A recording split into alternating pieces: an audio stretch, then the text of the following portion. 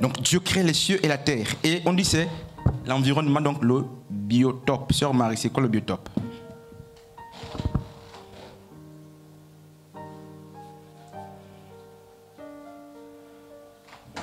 L'environnement, c'est quoi l'environnement?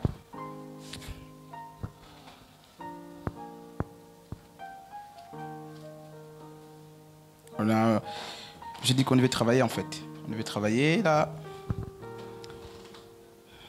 Bon, je vais effacer ça. C'est quoi l'environnement? S'il y a quelqu'un qui a un dictionnaire, on peut lire. On peut prendre le dictionnaire. Il dit l'environnement, ce sont des éléments qui nous entourent. Ok? On peut poursuivre. C'est quoi l'environnement?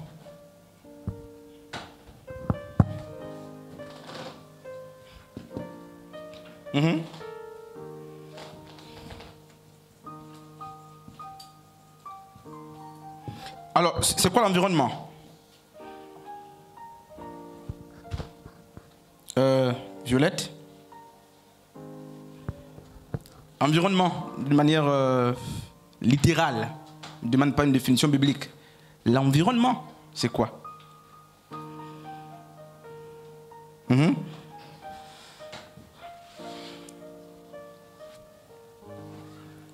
Donc, l'environnement où, je disais quoi? Le biotope, voilà. Nous sommes là. Quelqu'un pour nous aider? Ouais, Papa Frédéric, merci. Il y a un dictionnaire là? On peut, ok, Dieu merci. Il faut venir ici avec tous les outils spirituels là, tous les outils d'analyse. On va travailler avec ça. Je pense que c'est biblique? Bon, on peut donc... Ok. Quelqu'un a une définition du biotope? Alors, on va prendre la définition scientifique du biotope. Je sais que c'est peut-être un nouveau mot pour beaucoup, mais je sais que ceux qui ont fait écologie, à l'école, peut-être que ça fait longtemps aussi, ceux qui ont fait écologie ont entendu parler du biotope.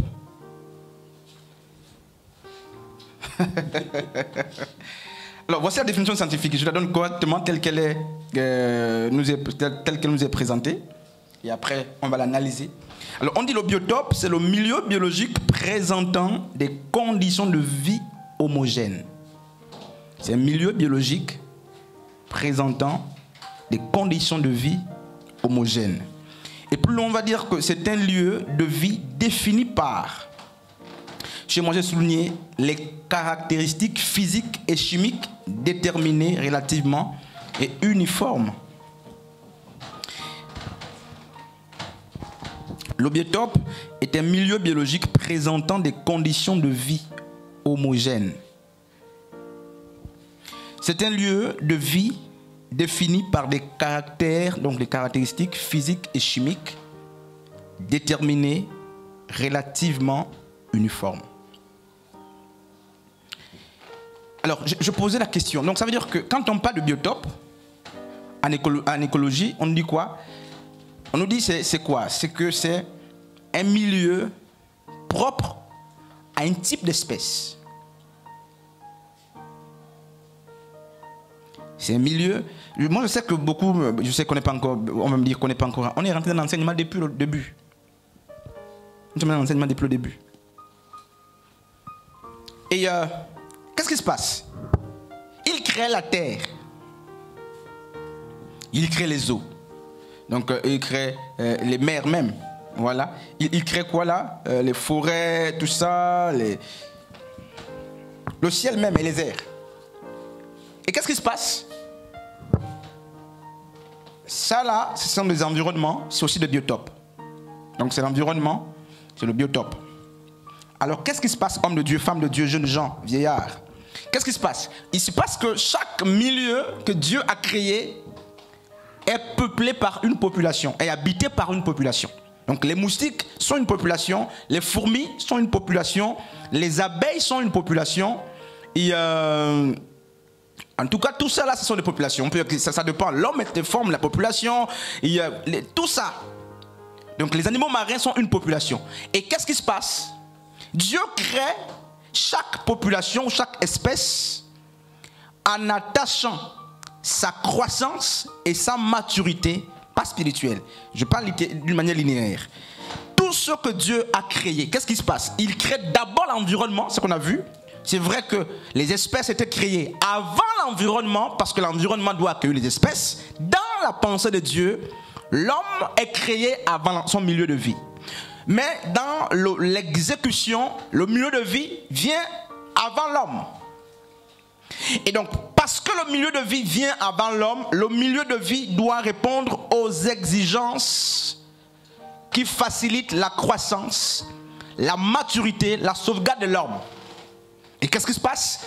Parce que la terre doit accueillir l'homme, Dieu travaille le climat, il travaille tout pour que la terre donne à l'homme ce dont il a besoin pour sa sécurité, pour sa maturité, pour sa croissance. Et il remarque ce qui se passe, que la terre, les mers, la forêt, les savanes, les plateaux, ce sont les reliefs, tout, ce sont les milieux de vie. Même, après un bois là, ça va. On a ici, on peut m'ajouter la savane là. Donc, ça fait 4. On va travailler avec ça. 2, 3, 4. Des milieux de vie qui accueillent des formes de vie différentes. Et j'avais pris un exemple tout nul ici, que comment amener un singe dans l'eau? Il meurt. Pourquoi? Pourtant l'eau c'est un milieu de vie. Et il y a des populations qui vivent dans l'eau, qui ne meurent pas. Mais le singe, quand il part dans l'eau, il meurt. Même le chien là, tu le mets dans l'eau, il meurt.